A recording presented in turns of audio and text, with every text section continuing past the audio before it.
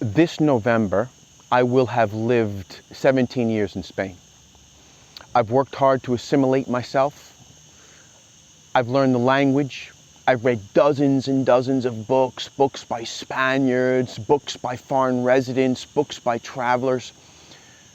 One of the most outstanding of those books was Spain by Jan Morris. It was originally published in 1964 as The Presence of Spain, but now it's just published as Spain.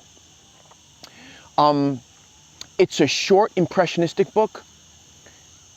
She herself says that her prose is more evocative than analytical, and that's true to an extent. But I wouldn't say that her book Spain lacks analysis, although maybe her perceptiveness about the Spanish character is more uncanny than, let's say, well documented with facts. One of the fascinating things about that book, in 1962 when she was writing it, she began to take hormone pills. Before that, she had lived 36 years as a man, as James Humphrey Morris. Although she had always been clear that she was meant to be a woman. But it was at that point in 1962 that she began the process, the 10-year process that would culminate 10 years later in 1972 when she went to Casablanca to get reassignment surgery. Then in 1974, she would write the travel book that she is most famous for, Conundrum. Basically about the conundrum of gender for her. Her trials and tribulations with it, her secrecy about it, her self-doubt, and then ultimately her clarity, or the clarity that came with the reassignment surgery, or how she puts it, a troubled soul achieving serenity. Okay, just a few words about James Humphrey Morris first, okay? Born in 1926, her father was from Wales, her mother was British, she was British. Very happy childhood. After university, or Oxford, she went into the army, into the 9th Cavalry Division. She loved it, or he loved it at the time, although always felt a little bit out of place. Then, in 1926, after she left the army, she accompanied the British expedition, or the first expedition to reach the summit of Everest. So she climbed, or he climbed, 3/4 of the way up the mountain, 22,000 feet, to report on the feat. Okay? Got the scoop.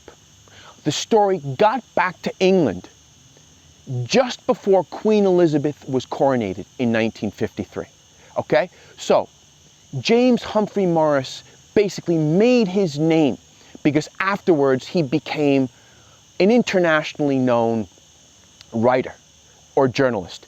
Later, he became a foreign correspondent, first for the Times and then for the Guardian. Okay? Then he fell into travel writing. Wrote a bunch of books, but perhaps the book where he came into his own as a travel writer was called The World of Venice. It was published in 1960. Later on, she would say some fascinating things about this book, or one fascinating thing about this book, which was that it was less about finding a voice and more about the voice finding something that was right for it, which I think adds to the debate about whether voice and style is inherent to the writer or inherent to the subject, or somewhere in the middle, okay? They say, and she says, that her style and voice changed, okay, as she underwent her transformation from male to female, okay? She says that she began to focus more on the telling detail and less on the grand scope or sweep of things, okay? So, transgender issues, transsexuality, gender fluidity, it's all the rage to talk about it nowadays. But in my opinion, it seems to me that a lot of the opinions that are adopted, and I'm being precise with that word, adopted rather than formed, whether these opinions are supportive or skeptical of trans issues, right? These opinions seem to me to be impulsive, right? Politically charged, moralistic. Gender is obviously a very, very complicated issue. It's something I'm fascinated by. It's something I want to learn about. It's something I want to inform myself on. But who do I trust? Who do we trust? One of the stances that I'm going to take in this review is that we can trust Jan Morris. Why can we trust Jan Morris? Because the process, or her process of her process of transformation, was so well considered. It took place, as I say, over 10 years, okay? While she was married to Elizabeth, okay? Her biggest supporter in this journey, her wife, who she continued to live with, okay? They continued to live together live together until the end of their days. They had 5 children together, okay? So she's thinking about, like, what her transformation, or the effect that her transformation is going to have on the people she loves, and on herself, and on her career, okay? And on the people that she's acquainted with, okay? So you're getting this, like, legitimately acclaimed writer. This great writer, I would say, right? Also, this skilled journalist, right? Someone who knows how to write in a detached way about cultures, about entire peoples, about traditions, right? Incorporating or putting all of her skills towards trying to illuminate for us this journey from man to woman, this journey that she underwent, okay? She is unapologetically and undefiantly herself on the page. There's no sense of her parading her originality or her suffering or her victimhood before us as readers, okay? There's a joyful aspect to the book, okay? Where she seems kind of grateful to the cosmos for her predicament, for the insight that is given her into people, into gender, into just the way the world works, okay? To her, it seems as though gender is kind of wrapped up into 3 factors. One, the kind of factor of sexual yearning, which to her kind of has the least importance. One, the factor of identity, which has more importance to her. And then finally, the factor that has the most importance for her, spirit or aesthetics. Okay, what does she mean by that? Well, she quotes the great British Christian writer C.S. Lewis saying that masculinity is to femininity as rhythm is to melody. And Jan Morris considers herself more melody than rhythm. Okay? What does it mean to sort of live astride the 2 sexes, as she says, right? What does it mean to have yearning and conviction about what your gender should be? To be transparent and clear about it. Not to impose some kind of agenda on us. Not to pose as something or to try to defend something, but to just lay it out as truthfully as possible for us. I mean, that, primarily she's a writer, right? Primarily she wants to communicate the truth to us, right? She's tremendously self-aware, right? And she's so sensible about the issue. Like, on the one hand, she'll say that she considers the term gender confusion a Philistine misnomer because she was never confused about her gender, just hesitant to take the steps to change it, right?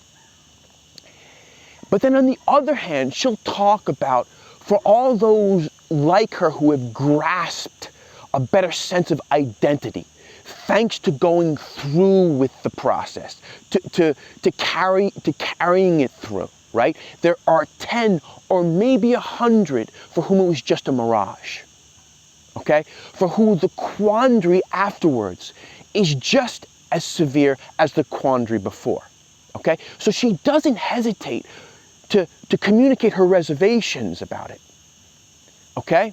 And what's more, I mean, this book is narrow in focus, but tremendously kind of like grand in scope, because it's not only about, you know, her gender identity or her gender transformation. It's about everything. It's about how these things like worked their way or wove their way through an entire life. A life with a huge array of experiences, all right? She writes about her childhood. She writes about her university years. She writes about her years in the army. She writes about climbing Everest. She writes about courting her wife.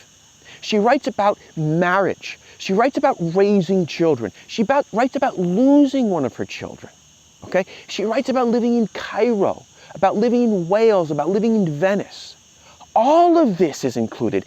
And, okay, her style, okay? She talks about her purple prose, of how she was criticized for her purple prose. In the 2 books that I've read by her, I have not seen examples of purple prose. There is a kind of languid, yearning brilliance to her prose that I would say is on par with Truman Capote's writing in Breakfast at Tiffany's, or F. Scott Fitzgerald's writing in The Great Gatsby and Tender as the Night. I mean, there are so many reasons to recommend this book. So many reasons to recommend this book. You gotta pick it up. Please pick it up. You know, if there's one bone I have to pick with the book, one tiny caveat, it's that just before she goes through her reassignment surgery, right? Okay? She goes to Casablanca, get this, because she can't have the operation done in Britain unless she first divorces her wife, and she refuses to, okay? So, but before she goes through the surgery in Casablanca, she says that if she hadn't gone through with the surgery, right, she would have ended up taking her life as a man. Now, there is never a moment in the book where I got the sense that she dropped to these depths of despair, right? It's not that I don't believe her, I do believe her, but perhaps it's about her admitted admiration for sort of the British stiff upper lip. Perhaps it's about that, you know?